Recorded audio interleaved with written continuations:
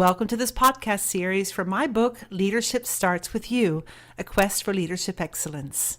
My name is Whitney Brer, and I'm the author of this business novel. It's a novel, it's a story, but really it's a journey.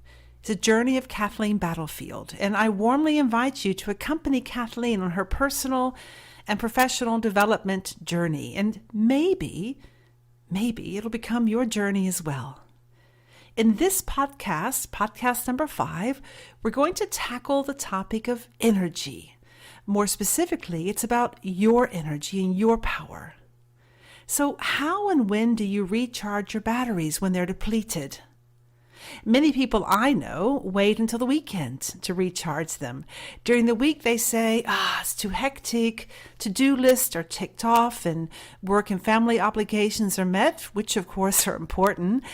Granted, with more time in home office, commuting and time in the car are both greatly reduced, but for many people, that's also a danger, the lurking danger in your home office of writing just one last email or doing something extra on the laptop just once before you go to bed. So our boundaries between work and life have become blurred, and the ability to set clear boundaries, could be improved. For many clients, I hear the statement, at the end of the day, I can't even tell you what I really did today. I was busy and pretty stressed, but what did I really accomplish? Others have told me, and maybe this rings a bell, they say, I'm so unfocused. I'm just so busy multitasking and putting out fires. I've forgotten what's really important. So in this podcast, we're going to talk about something called a morning routine. And this is what Anna, a protagonist in my book, has tried out for years. She's a mother of 2 children. She's a wife. She's a CEO of an energy company. And she's also very active in the community. In the book, she said, I'm a professional when it comes to energy. That's my business. I understand the market and I have clear vision of the future of my business, but not of my own energy. My batteries are just depleted. They're empty at the end of the day. So in the story, her coach asked her, well, Anna, how do you start your day? Maybe her answers sound familiar.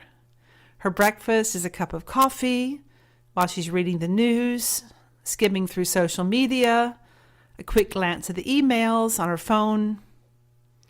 Well, this was the case until Anna discovered a method that gave her strength and clarity for the day. To help you focus on your day, you might also want to try this method. It consists of 4 questions. It takes about 5 minutes max, and it helps you create clarity for the day, which gives you energy and drive. And hopefully more strength at the end of the day. So 4 questions, just make a mental note as you're listening, and these questions are in the book as well as in the learning journal, which is separate. But here's question number 1. It has to do with your beliefs. What do you believe about yourself? This has to do with affirmations or mantras, however you want to formulate it. But first of all, negative beliefs drag us down. They cost energy and they lead to, negative results. So question 1 is more of a positive statement about you and yourself, and it starts with, I am or I can. And in the book, Anna on this particular day has a big town hall meeting in the afternoon where all the employees come together, and one of her new community projects is going to be announced, and she's going to stand on stage and give a speech. Something she doesn't do every single day. So she wrote on that morning, as her affirmation for the day, I am a competent speaker and I inspire my audience. I'm a competent speaker and I inspire my audience. And she had a clear picture of her on stage in front of her employees, with her colleagues on the stage. And she saw herself there performing with poise and confidence and joy. And she knew this vision. And it helped her kindle the belief she had about herself that would, at the end of the day, drive her results. So what do you believe about yourself today?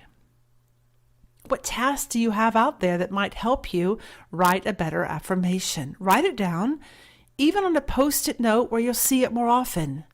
And repeat this sentence to have a clear vision. Remember, your brain believes what you say to yourself, one way or the other.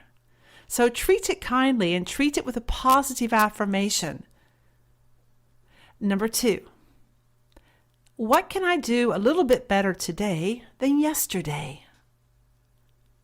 This question has to do with mastery or continuous improvement, which we've already examined in the second podcast. Again, mastery.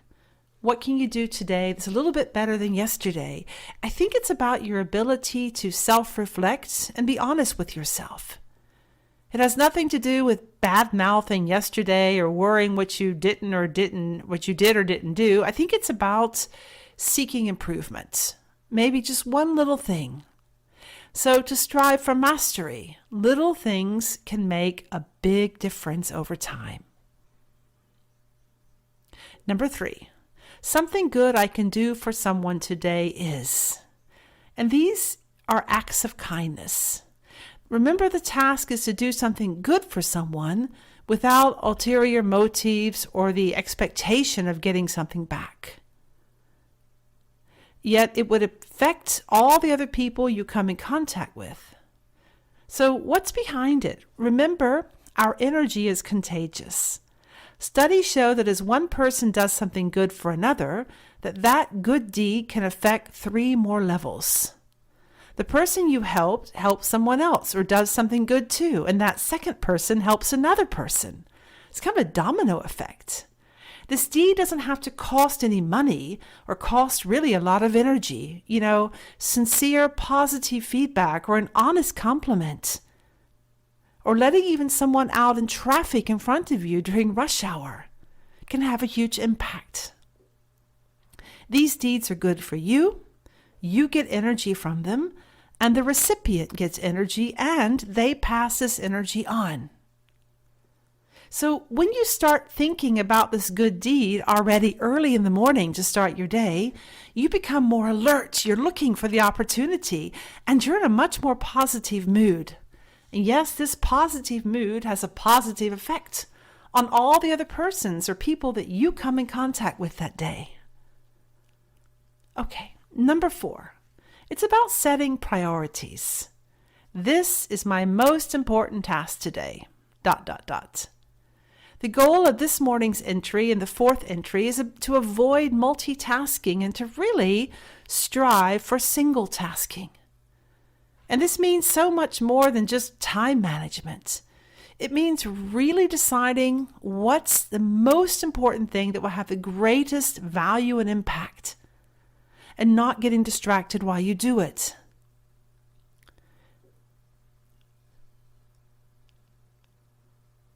If everyone has the same number of hours in their day, why do some people seem to get so much more done than others? The answer is they focus on what's truly important and they prioritize. Because you've only got limited amount of time and energy. If you get bogged down and distracted, you can't really focus on anything. You want to accomplish, I guess, as much as possible, but tend to then accomplish less. And perhaps deciding to do fewer things more effectively instead of doing more things half-heartedly.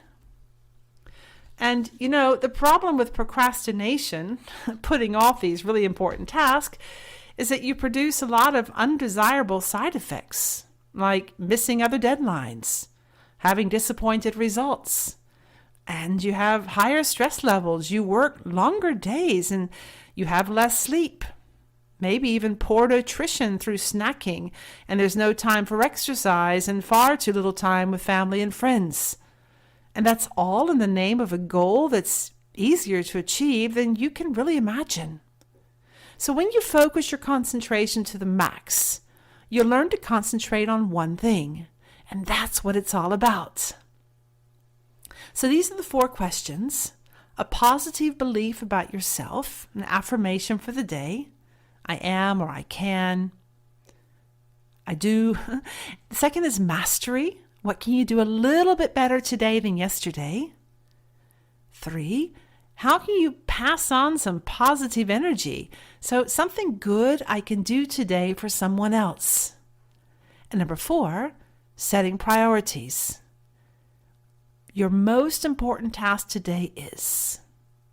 So these 4 questions help you start your day, gain clarity, and basically gain more energy.